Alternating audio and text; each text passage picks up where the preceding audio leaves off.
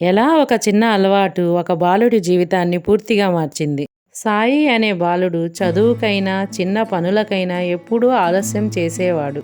అతని టేబుల్ అస్తవ్యస్తంగా ఉండేది. హోంవర్క్ చేసేవాడు కాదు. అందుకే అతని మార్కులు తగ్గిపోతూ ఉండేవి. ఒకరోజు స్కూల్ గార్డెన్ టీచర్ పిల్లలందరికీ ఒక చిన్న మొక్క ఇచ్చారు. సాయి కూడా ఒక మొక్క తీసుకున్నాడు. టీచర్ చెప్పారు, ఈ మొక్కను ప్రతిరోజు కేవలం 2 నిమిషాలు నీరు పెట్టాలి. ఒకరోజు మిస్ చేసినా అది ఎదగదు. మొదట సాయి అలసత్వంతో చెట్టుకు నీరు పోయలేదు. కానీ మొక్క వాడిపోతుండటం చూసి అతనికి బాధ వేసింది.